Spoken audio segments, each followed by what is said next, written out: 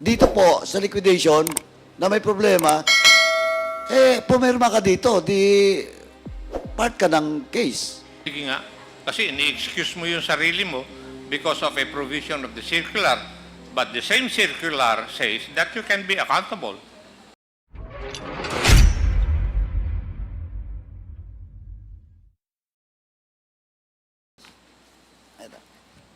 Mr. Chairman, alas na lang pala po, baka makalimutan ko lang. So, okay na ako doon sa COA, next hearing na lang, at saka sa land bank, no? Pakidala na lang po. Kung hindi mo ma-recall talaga, pakidala ng teller mo. The time. Because this amount, 37.5 million, pag sinabi mo hindi alam, mabuti sinabi mo, alam mo. Kasi I will not believe in you na hindi mo alam because ganito kalaki, dapat alam ng branch manager, di ba? Okay, anyway. Ganito na lang po. Chairman, maiksi na lang po ito. Yes, please continue. I'd like to take this opportunity because Miss Catalan is present. Yes, Your Honor, she's present. Rauna Catalan from DepEd. Please. Miss, Please take your seat. Miss Catalan, for the information of everyone and the chair on this honorable committee, siya po yung isa sa mga pumirma as the head of the accounting department unit. Comsec, nakapag-oath na po ba si Miss Catalan? Ma'am? Miss Catalan, nakapag-oath na po ba kayo? Last hearing, nakapag-oath na? Okay. Yes, please continue, Congressman Paduano.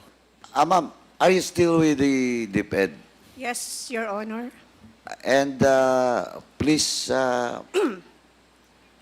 tell us about your present position in DepEd. I've been the chief accountant since 2010 Until now? until now. Until now. So, you're aware of this liquidation report that was submitted by COA to this committee. And your name was affixed in this liquidation report. And you have a signature on this liquidation report. Yes, sir. So you're aware. I am aware of the face copy of the liquidation report, but the supporting documents were not presented to me. So it was not presented to you, you just signed it? It was, You're the chief accountant? yes, sir, but it was just a formality that it should be covered by the liquidation report. No, but supposedly you're the chief accountant, you have checked. But per joint circular, sir, it was stated that the liquidation report plus the supporting documents shall be submitted by the disbursing officer direct to the ICPAO without any presentation to the chief accountant. Yung ICPAO po, saan po department under yun? COA, yung Intelligence and Audit Office ng Intelligence and Confidential Funds. COA, do you confirm it? CR break lang po si Attorney Camora, sir. So, okay. I will wait for Atty. Zamora. So, ma'am, are you telling this committee na ministerial lang yung sa'yo? Come again, sir. Are you telling us na ministerial lang po kayo? Pumirma kayo dito without looking at the liquidation? Honestly, yes, sir, I will say yes. Oh, di may problema. Because if ever a case will be filed against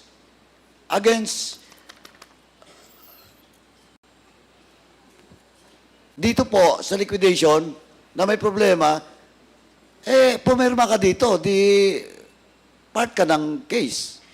But then again, sir, under the joint circular, it was clearly stated that the documents and supporting documents to the liquidation report shall be directly submitted to the COA.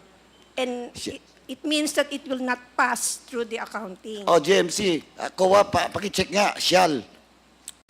Mr. Chair, with the indulgence of Congressman John Acop, Paduano. you're recognized. Madam Accountant, mukhang mali yata. If you read the joint circular, there's a provision there. Teka, hanapin ko. Kasi may kopya ako noon eh. Nakalagay doon, under paragraph 4.16, in case of misuse of the intelligence or confidential fund, and depending on the participation in the transaction, the budget officer, chief accountant, the treasurer, and the project officer may likewise be held accountable with the special dispersing officer. So you can be accountable, madam. It's a provision of the joint circular. But then again, Your Honors, per provision 6.1.8.4, it was stated that the supporting document should be submitted by the, no, it's not. So sorry, again. That, Mali yung binabasa mo. Sir- 6.1.8.4? my apologies, sir. Oh, kasi Ah, mali eh. Okay. I have a copy of your circular here. Binabasa ko nga eh.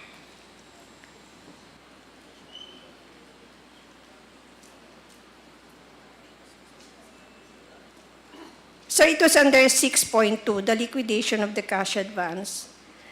It was stated under 6.2.2, all cash advances for CF and IF shall be liquidated within 30 days after every quarter and from the approved date, target date of completion. Submission of the liquidation report duly signed by the head of agency or SDO, approved by the head of agency, together with the supporting documents under section 6.2.3 hereof and listed in the covering transmittal letter of the LR. This shall be submitted directly to the ICPAO in a sealed envelope with a visible label confidential for ICPAO only through any of the following: registered mail courier and authorized license officers. So, under this provision, it was clearly stated or implied that the documents didn't pass through or were not reviewed by the accounting office.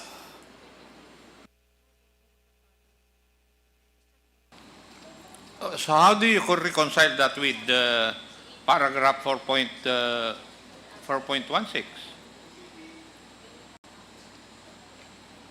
Sige nga. Kasi ini-excuse mo yung sarili mo because of a provision of the circular. But the same circular says that you can be accountable. How do you reconcile that? It could be stated here, sir, but honestly, and as I didn't, it was not presented really to the accounting office, the supporting documents. Hindi po yun ang tinatanong ko, madam. Ang tinatanong ko po, dinidepensa mo yung sarili mo using a provision of the circular, but the same circular states na ikaw ay accountable. How do you reconcile that?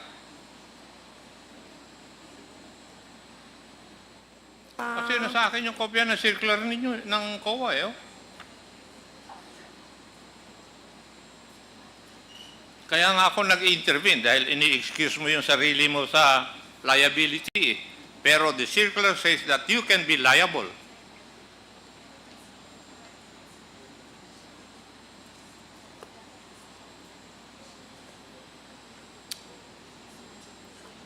Diba? Yeah. You read 4.16.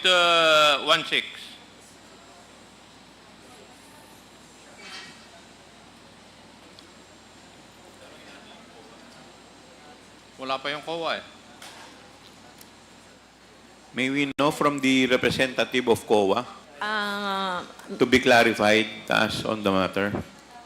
Your Honor, based on the documents from our confidential team, the liquidation report that was signed by Ms. Catalan, certified supporting documents complete and proper, as the accounting unit. But then, if looking at the joint circular, it's stated there that the liquidation report in Annex E should be signed by the SDO, the accounting unit or the SDO, meaning SDO Special Disbursing Officer who was given the cash advance of the confidential fund, the Special Disbursing Officer. So if she was not the SDO, Ano po yung sinicertify ng accountant? when she signed the liquidation report of the 37.5, Certifying that. the supporting documents complete and proper. So, paano po ninyo sasabihin na complete kung hindi naman niya nakita? Could you please clarify us? Paano niya sasabihin na complete ang isang dokumento kung hindi naman niya nakita yung loob? Ms. Parang Catalan, hindi po yata match. Your Honor, it has to be Ms. Catalan who will answer such. Ma'am, how can you certify something as complete and proper if you did not verify what is the content of the documents? Sir, it is a standard procedure that every liquidation document should be covered by a signed No, but liquidation. that is common sense eh. Yes, sir. But Paano po kayo magse-certify ng isang dokumento na complete and proper nang hindi nyo nakita? Hindi po ba kayo nagtaka na nagse-certify kayo ng isang dokumento na complete and proper pero hindi nyo naman nakikita yung laman ng loob? unfortunately, that was the case, sir. Did you bother to ask the legal department or the COA na bakit kailangan dumaan pa po sa inyo? Bakit nyo kailangan i-certify ang isang bagay na hindi ninyo ini-inspeksyon o tinitingnan? It was one of the requirements, sir, and I was made to sign that document, unfortunately.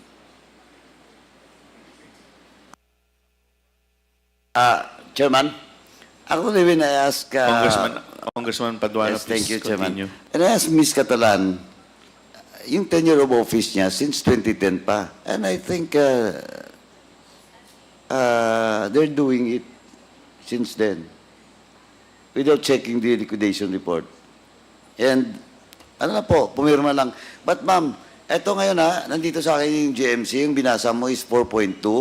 Eto mama, yung 6.3.3. Ito specific mandate of each and every officials which covered by this GMC. Ito, 6.3.3, the agency accountant. It's you, ma'am. Tama? And look at 6.3.3D, paragraph D.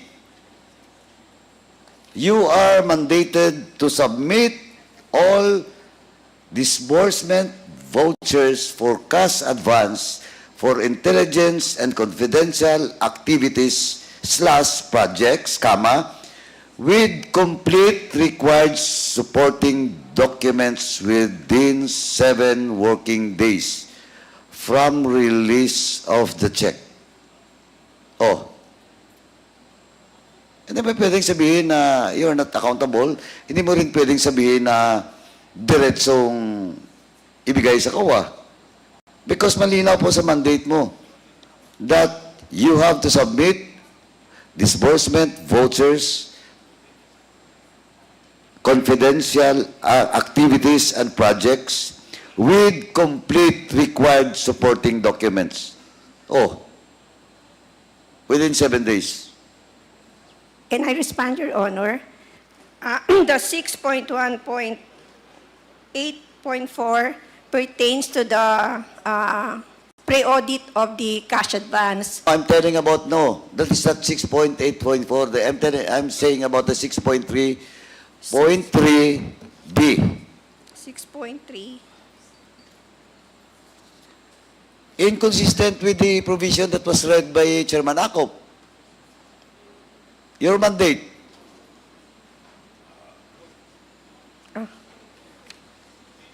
Anyway, Mr. Chairman, it is on record that that the chief accountant of the DepEd never bothered to check the liquidation report. He just signed it without looking at the details of such report. And it is on record, Mr. Chairman. May I respond, Your Honor? This is the first time that we have encountered cash advances for confidential fund. But for the regular cash advances for regular funds, we always ensure that the documents attached to the liquidation of the cash advances were complete. But again, for this, this is the first time that we have encountered these cash advances for confidential fund. And the procedure seems quite different, actually, and honestly. But of course, you have the joint memorandum circular, and there is a provision with regards to the mandate of the chief accountant, the SDO, and all other officials of agency. Malinaw po yun, ma'am. So, I think once again, Mr. Chairman, it's like to put on record na inamin po ng chief accountant ng DepEd na she never bothered to check the authenticity, the correctness of such liquidation report, Mr. Chairman. Sir, Excuse me, Your Honor. Yes, ma'am, please. May I correct the word "not bothered"? That I did not bother to check the completeness of the documents. During that time, no matter how, maybe, this is the first time ngayon may cash advance ng confidential fund, but I was made to sign it. So, You were made to sign it. By whom? because it is a requirement that the liquidation should be covered by the liquidation voucher. What does this, ma'am? That is your mandate. And Yes. your statement that you signed it without looking at the details, di ba? And that is on record. Yes, sir, it was... O ano ngayon yung gusto mong i-explain? Sir, I'm trying to explain that it was stated sa joint circular that it seems or implied that the documents, supporting documents, should be directly submitted to COA in sealed envelope. And that is your interpretation, ma'am, that we have read the GMC. Yes, sir. O now? What? Are you telling this representation that I'm wrong? And Chairman Akop? No, sir, my apologies if you have misinterpreted what I'm trying to No, explain. I did not misinterpreted you. You're telling me that my statement is not correct. No, sir, I'm not saying, I'm sorry po, I'm sorry, Your Honor, but I'm trying to explain on why I signed that liquidation. Oh, who tell you to sign the document? Are you forced to sign the document? Not really forced, but I was But not really. requested to sign the document. Oh, you signed the document, but you never bothered to read this mandate of yours? Ma'am, who ordered you to sign the document?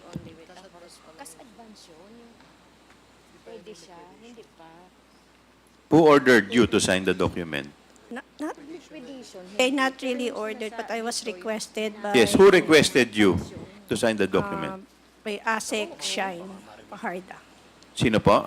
Si Assistant Secretary Shine Paharda. Sunshine Fajarda. Okay.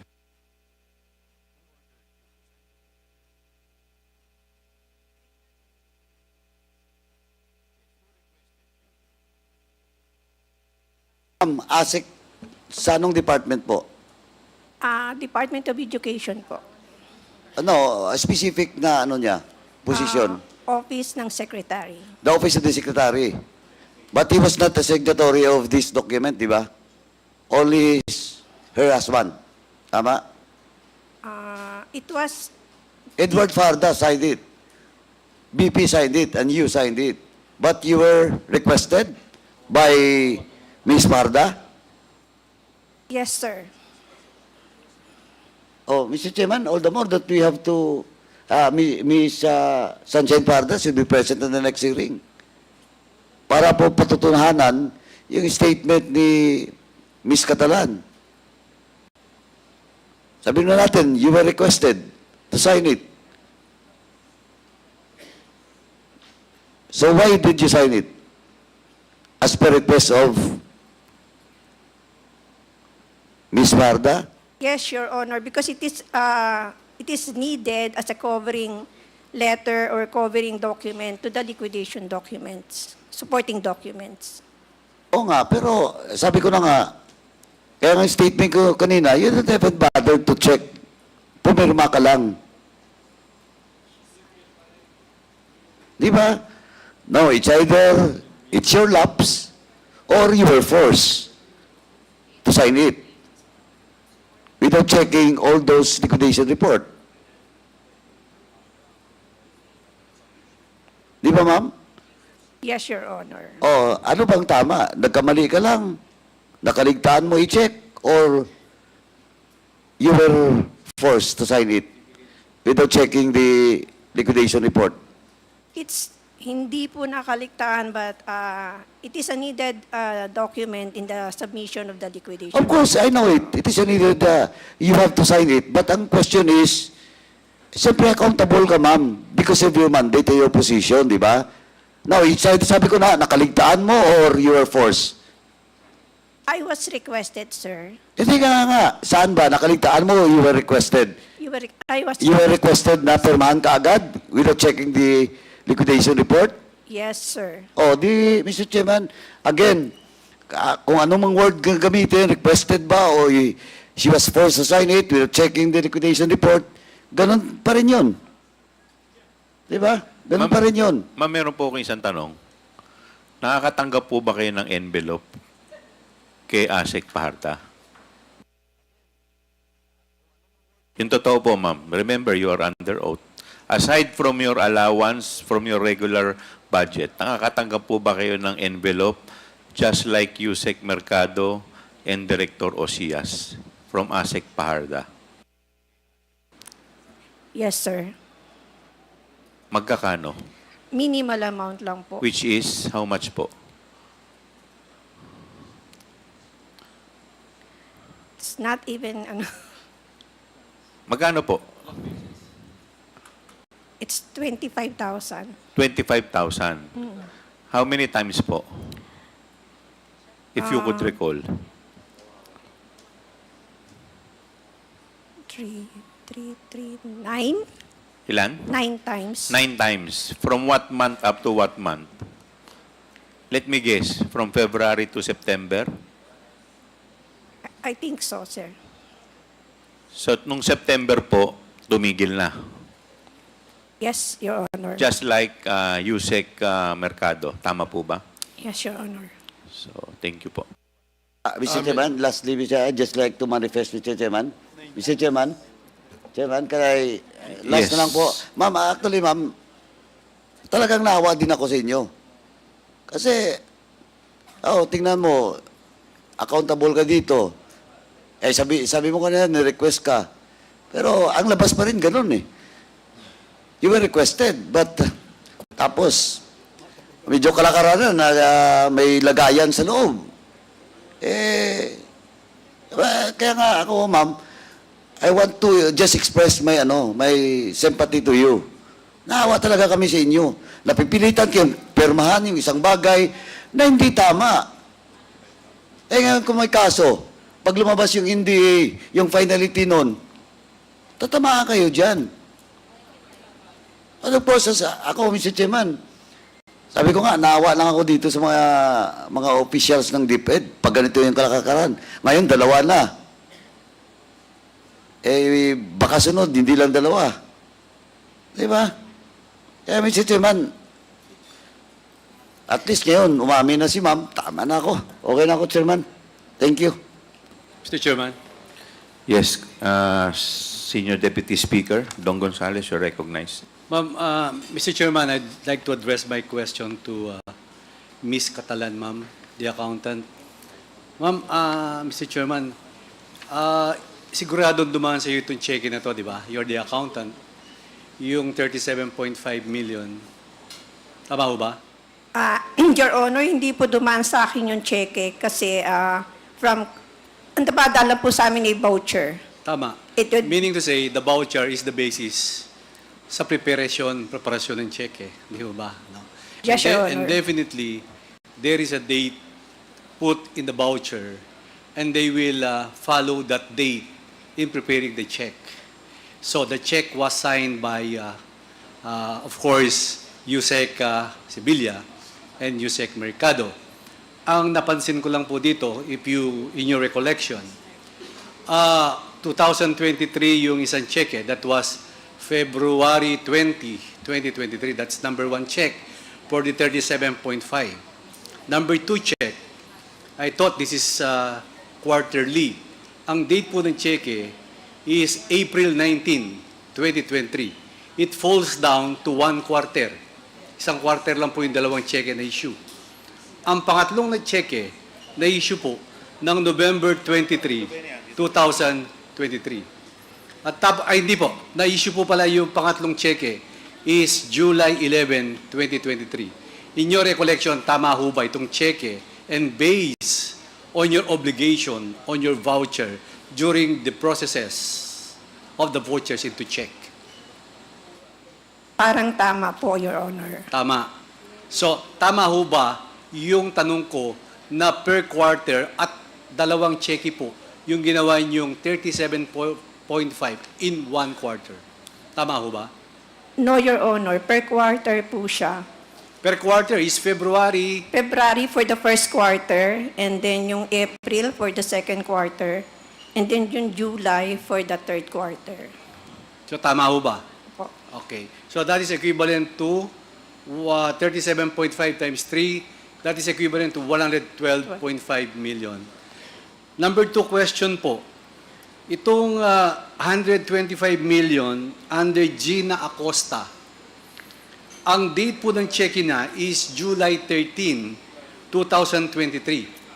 Halos nagkasabay lang po yung July 11 ng DepEd at saka yung July 13 ng OVP.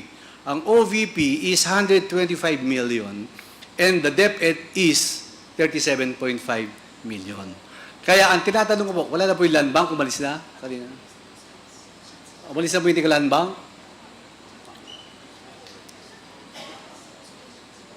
So, meaning to say, ang July 11 at saka yung July 13, ang na-withdraw po is 37.5 million at saka yung 125 million. Tama ho ba sa, hindi po kayo OVP pala, DepEd kayo. May OVP ba dito? OVP? Sa management, po. Wala. Kasi kung tignan mo itong dalawang cheque, isang mukha lang po ito 2 days lang po ang diferensya. July 11 and July 20, 2023 of the amount of 37.5 and 125 million. Kaya tinatanong ko po sana yung land bank, kaso wala na. Next hearing ko na lang po, Mr. Chairman, tanungin. Kasi tatanungin ko siya kung paano niya na-withdraw itong 3 cheque at saka itong 125 million. So, Your Honor, Mr. Chairman, yun lang po. Maraming salamat. Thank you, SDS. Chairman, interject Yes, lang. Congressman Lara, please. Yes, yung tanong chairman ni SDS Dong para sa OVP, I think nandito si Attorney Puga, baka pwede niyang sagutin yung tanong ni DS Dong. Mr. Chair, Yes, if I may nandito be- ang OVP, former din naman. Mr. Chair, if I may be recognized. Wala pa po kasi ako sa OVP nung 2023. I was with DepEd at that time, sir. So, I really wouldn't know kung ano yung nangyari dyan. Ano po kasi dating nakita ko lang po itong cheque Opo. na yung date kasi halos magkapareho po yung date. Yeah, opo. So, July 11, 2023, yung last check, the 37.5, at saka July 13, 2023, yung 125 million. Opo. So, meaning to say, Malapit. Opo. summation of that two equivalents to sum. Yes, sir. Yun po yung sinasabi But, ko, Mr. Chairman. yun po. Unfortunately, sir, I got out of DepEd nung nag-resign si VP, which was already July 2024. I believe, sir. Andito pala yung land bank. Ma'am, sorry na. Andiyan na po yung land bank, SDS. Sorry ma'am, nakabalik kayo, di ba? Magtatanong ko lang sana kung itong Edward Paharda, kasi po ako nagtanong to last hearing, di ba yung cheque, papayingkas, ikaw yung branch manager, di ba? Pag ipapa-encash mo yung cheque, nakaprepare yung pera, bigay mo sa counter. Pag binigay mo yung pera sa counter, may papipirma po kayo sa kanya, di ba? Yung receive, the amount of this, and sa likod ng cheque, pipirma pa po si Mr. Paharda. Tama ho ba? Yes, sir. The client will sign as acknowledgement na And at the back of the nireceive niya check, yung cheque. The cash. the cash. So, pwede nyo kaming bigyan nung receiving copy, nung tatlong receiving copy from Land Bank, yung 37.5 million. We will check our records, Yes, ma'am. sir. Thank you. Tapos, ma'am, number 2, itong kay Gina Acosta na 125 million, sabi nyo kanina sa Show Boulevard po to, pinahinkas. Pwede po, yung sino nag-receive nitong July 13, 2023, na pinahinkas po niya yung 125 million. At yung July 11, na pinahinkas naman ni Edward Parda under your branch. Para ipagsusog lang po natin yung dalawang cheque. Pwede ho ba? We will check our records, Thank you, sir. Mr. Chairman. Thank you. Mr. Chair, I'd like to ask the question to Ms. Catalan. Do you realize your accountability on this and consequence of what you did, Ms. Catalan? Yes, Your Honor. I would like to ask once again, were you requested or were you pressured? I was requested, sir. You were requested. You were not pressured at all.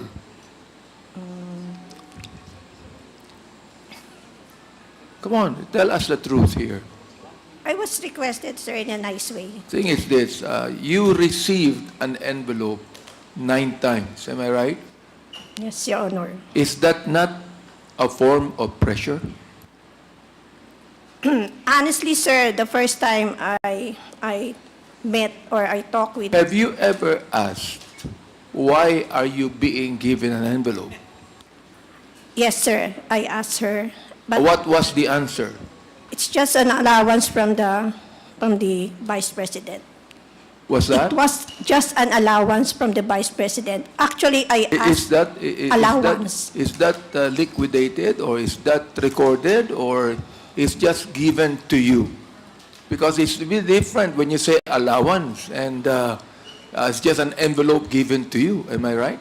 Sir, the first time I received it, I honestly asked Shine, Ma'am, is it part of the confidential fund? Sabi niya, no.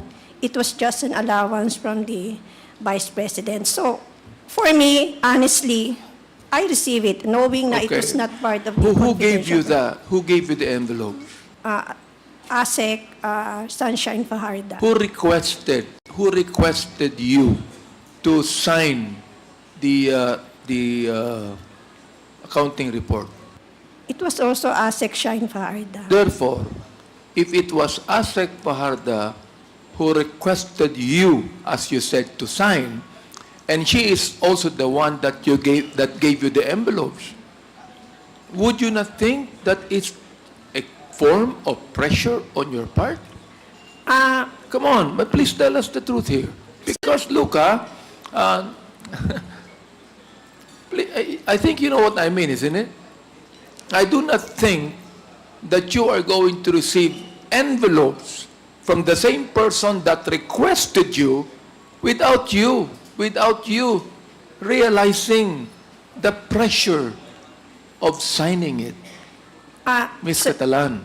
Your Honor, at the first giving of the envelope, I honestly asked ASEC Shine if it is part of the confidential fund. Sabi niya, hindi, this is just an allowance from the secretary. So I trusted her word for that. And without any thinking na it was really part of the confidential fund, honestly on my part. So I received it honestly on my part without any, it was part of the confidential fund. I am saying this to you because alam mo, talagang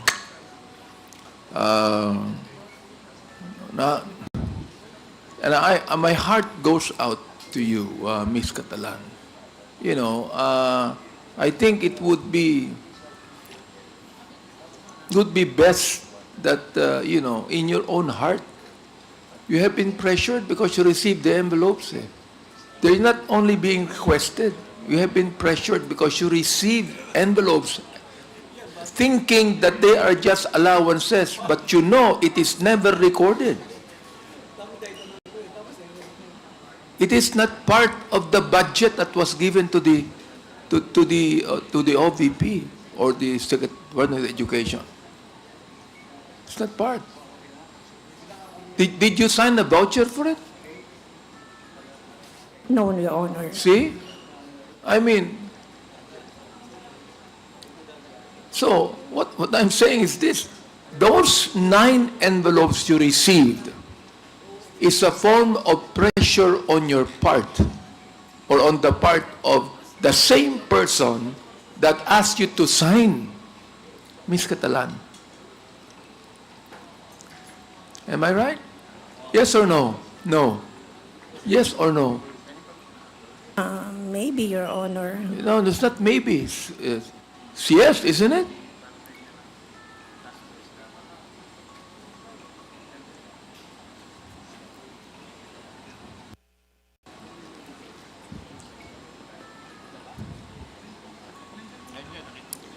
Am I right? Maybe, Your Honor. Am I pressuring you now? Am I pressuring you now? I'm so nervous right now, Your Honor. Mr. Chair. The chair would like Mr. to Chairman. recognize the presence of the Honorable Jude Asidre, the Deputy Majority Leader from Tingog Party List. Mr. Chairman, Yes, this Congressman will be my Paduano. last manifestation, Mr. Chairman. Just I want to put in the record that in today's hearing, Ms. Catalan, the head accountant, chief accountant of DepEd, admitted that indeed he was, as the term being used by her is being requested to sign, but of course, tumanggap din po ng extra si Ms. Catalan. Now, but on the previous hearing, Mr. Chairman, I just want to put in record that it is not only Catalan na tumanggap ng ang Sobre. Attorney Oversight Ocias also admitted. Now, even Attorney Michael Wesley Poa, nandito ngayon, admitted also, but that was December, only December. But he still admitted that he received some amount from the Vice President. And of course, Miss Gloria Umamin also, Mercado. Si Ma'am, bit-bit niya pa yung mga sobre, no? Yung original na mga sobre. At nandito ngayon, no? In possession natin.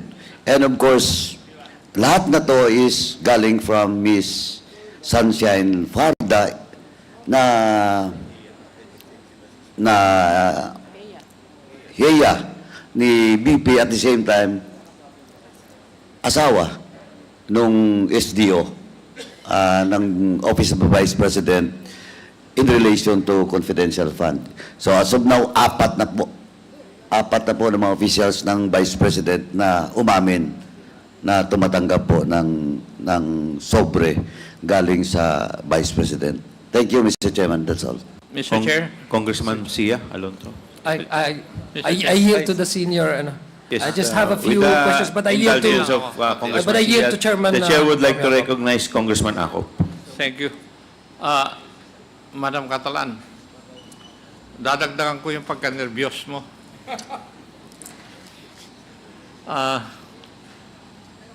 Nag-iisip lang ako dun sa sinabi mo na noong binigyan ka ng unang sobre, sinabi mo kagad, ang tanong mo kagad galing ba ito sa confidential fund? Tama po ba yung pagkarinig ko? Yes, Your Honor. Bakit ganun ang tanong mo? Because honestly, I'm wondering ba't ako bibigyan. And during... Ngayon, it was after honestly, the... nagtanong ka kung bakit ka binibigyan. Ano ang sagot doon sa tanong mo na yun? But I was made to understand by ASEC China, it is an allowance from the secretary, kayo po ay accountant, di po ba? Yes, Matanong Your ko po kayo, saan po nanggaling na pondo, ang source of fund, nung allowance na binigay sa inyo? Well, I didn't have the courage to ask for that anymore. Uy, tinanong mo, you had the courage to ask, galing ba ito sa confidential fund? Tapos you did not have the courage to ask, saan galing yan kung hindi galing sa confidential fund? Di po ba? Your Honor. Di ba may lakas kang loob na tanungin, galing ba ito sa confidential fund? Pero hindi mo tinanong nung sinabi niya, hindi galing sa confidential fund yan. Saan galing? Di ba dapat yun ang sunod na tanong? Following your line of questioning. Kasi, madam, it is irrelevant whether you're aware of what you have signed or not. Kasi under the circular, you can be also liable. You cannot escape that. Kasi sa dami ng inimbestigahan ko, basta nakikita yung signature na nandun yung signature, papailan ka ng kaso ng investigador. Di ba? Kaya nagkukuhan ako dun sa kwan eh. You were brave enough to ask kung galing sa confidential fund. Kasi nasa isip mo na dun sa pinirmahan mo, dun manggagaling yung pondo na binibigay sa iyo as an allowance. Di ba? Yun na napasok sa isip mo eh. Na binigyan ka ng allowance sa pagpirma mo dahil sa confidential fund. Sa pag-clear o liquidate ng confidential fund. Di ba, Iha? Yes, Your Honor. Yes. And you didn't know that because of your signature, pwede kang lumubog. Tama? Iha? Yes, Your Honor. Sige. Thank you, Mr. Chair. Thank Mr. you. Chair, with the indulgence of Congressman Adjong, in Congressman relation to Abante, what you are recognized. Congressman Akop said, I remember some years ago, Mr. Chair, that when the Vice President was still in the DepEd, that there is a rule that she made, no gift policy. Am I right, Attorney Poa? Yes, Your Honor. That is correct, Your Honor. That's the rule. No gift policy. Do you remember that, Ms. Catalan? Yes, Your Honor. So why is she giving envelopes? If the rule in her office is no gift policy. Therefore, even the Vice President would think that whenever a gift is given, that's bribery. That is subtle bribery. Ms. Catalan.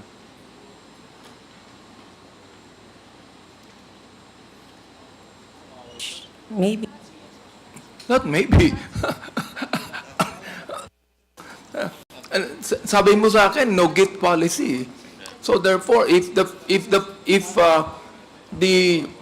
Vice President said that there is no gift policy, therefore she is trying to avoid any kind of a bribery or a corruption in his part. Attorney Powa, can you please, do you believe that? Well, yes, I do believe that, Your Honor, because even as OSEC, when I was in OSEC, no gift talaga kami from anyone. No gifts. No gift policy was in place. So, nakita niyo yung answer ng dating spokesperson ni Vice President, am I right? That's the reason why I'm asking you if you are pressured. Siguro kinakailangan, sabihin mo na rito sa amin, you were pressured because of the allowances given to you. Oo.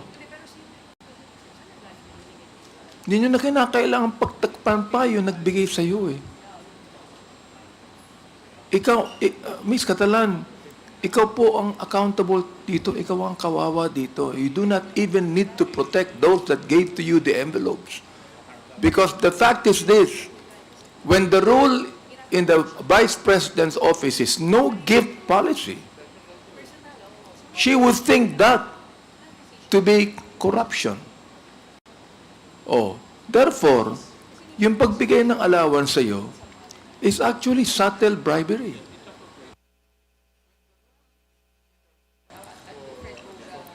Hindi po ba?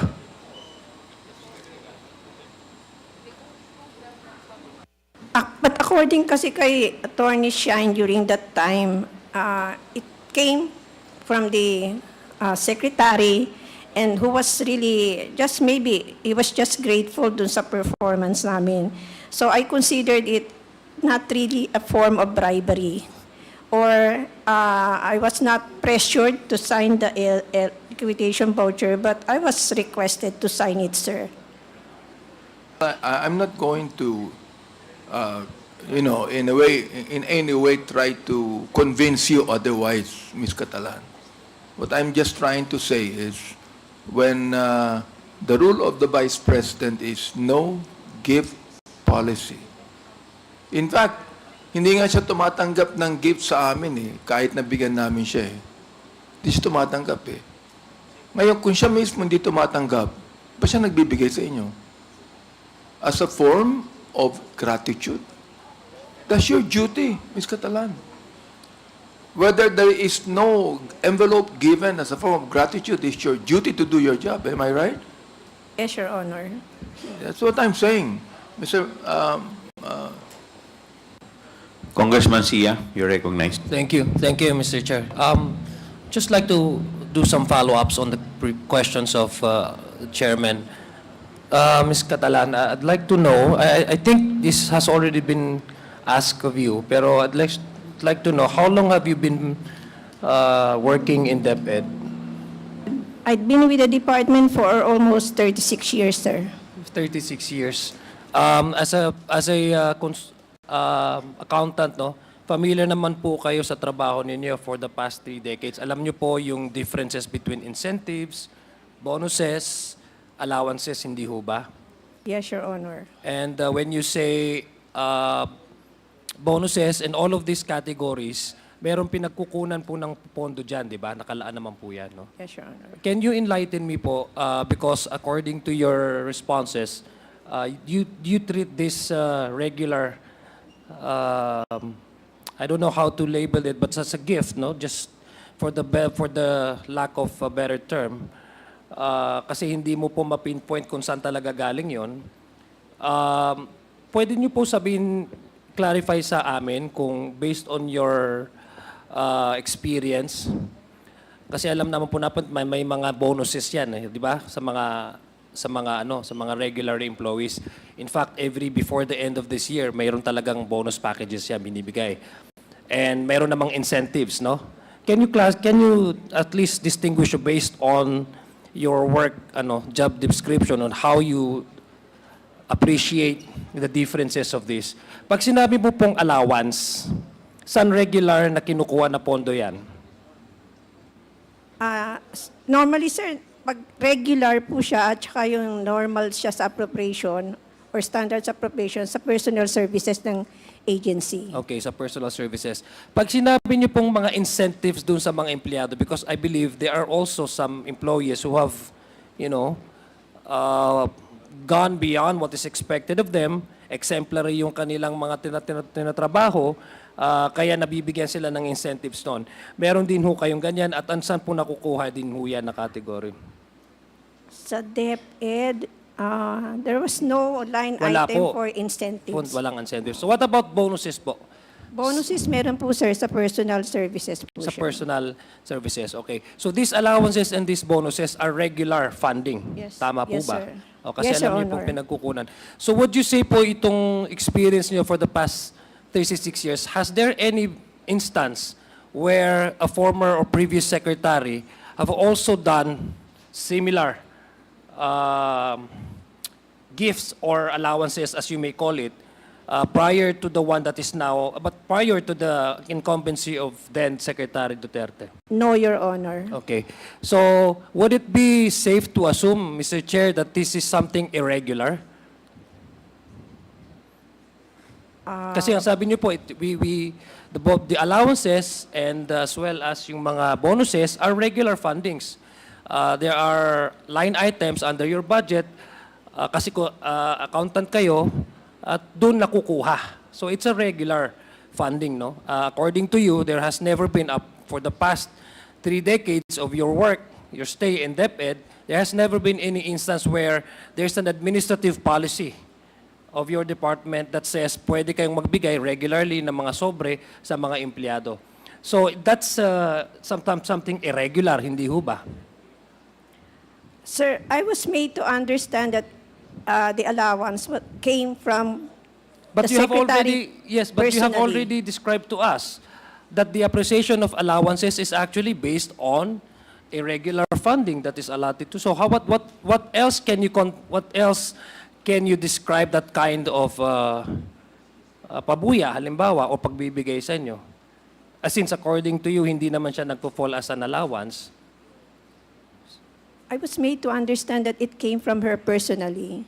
Yeah. Personal money niya. I was made to understand that it came from the personal money of the secretary. Okay, so what do you, was there any instance, for example, na sabi nga ni Manong Romy kanina, what made you first ask si attorney na ito ba'y galing sa confidential funds, hindi ho ba? That's your initial eh. Ibig sabihin, you already had a prejudgment that this may come from the confidential funds. And then later on, you were made to believe, according to you, that it's come from the budget of the OVP. Personal budget of the OVP. Sa inyo po bang palagay? I'm just asking you now, not as a consultant, but as a regular, average-minded person. Sa panyo palagay, kaya ho ba yun ng isang tao nang magbigay ng ganung regularly ng amount based ho doon sa sitwasyon nung nagbibigay? In this case, Secretary, just your Sa akin, sir, kasi kaya naman niya kasi malaki naman sweldo ng secretary. okay, so ang palagay niyo doon doon sa inyo napupunta yung kanyang, sa palagay niyo yun? Yun, sir, honestly. Yun ang palagay ko. Kaya, I was made to understand that it came from the personal money of the secretary. Okay, so gusto ko lang pong malaman na Ms. Catalan, how often did you receive these funds? I mean, this Monthly. Monthly, so ilang months po kayo nag-receive ng ano? February to... So when did it start? When did it start? Kasi sinabi nyo confidential fund. When did it start? When the confidential fund was requested? When was the confidential fund requested again? The first issuance of the confidential fund was around February. So when did you receive the allowance? After the release of the cash. Okay, so that made you think Yes, that it's a confidential. yes. But prior to the confidential fund, you were never received any. No, Your Honor. Okay, so hindi mo masasabi na galing personal money niya yun. Again, I trusted. Yeah, but you said, Ms. Catalan, that you made to understand that it was malaki naman ng sweldo niya. So bakit nung umupo siya, hindi na siya nag-start magbigay? Bakit nag-start siya magbigay nung first na na-release na rin yung confidential funds? I think that's what made you think that it's part of the confidential funds. Again, Mr. Chair, just a manifestation na sabi nga, it's something irregular. It does not happen, no? In the previous, it did not happen prior to the release or request of the confidential funds. That would be all, Mr. Chair. Thank you very much. Mr. Chair, Congressman Abante. nakatanggap po kayo ng 9 envelopes na nagkakahalaga ng 25,000 each, di ba? Yes, Your Honor. That would be around almost 250,000 all in all. Kung 10 yan, 225. 225,000. So alam niyo po, that is 225,000 in all. Alam niyo yon. Yes, Your Honor. And kailan po natapos yon? Na pagbibigay? September po. September of last year? 2023, Your Honor. September of 2010. 2023. Your Honor. 2023. Oo. Kailan po natapos ang pag-release ng confidential fund? Third quarter, Your Honor. Ng I cannot, 2023 July po yung release ng check for the third quarter. of 2023, Yes, sir, correct? Your Honor. Oo.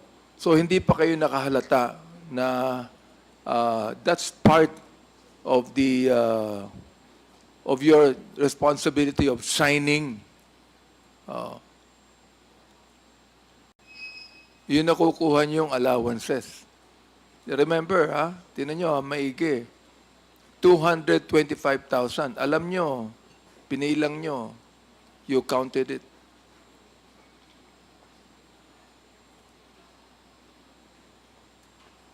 Sa yun lang po.